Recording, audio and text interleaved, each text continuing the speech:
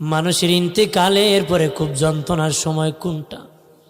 খেয়াল করো রে বাবাজি, খেয়াল করো, চোখের পানি ছাড়ার চেষ্টা করো। এই চোখের পানি যদি ছেড়ে দিতে পারো, এই চোখের পানি জাহান্নামের আগুন নিভায় দিতে পারে। লঙ্গিগুলা যখন টানিয়া টানিয়া খুলে, প্যান্ট সেলোয়ার যখন টানিয়া টানিয়া খুলে ফেলে, গেঞ্জি কেসি দিয়া কাটা শুরু করে দেয়। নবী বলেন, আয়েশা, আরে আয়েশা, তখন মুর্দার রুহু চিৎকার দিয়ে কান্দিয়া কয়, বাবা আমার আর কিছুক্ষণ লুঙ্গিটা পরতে দে, গেঞ্জিটা গায়ে দিতে দে।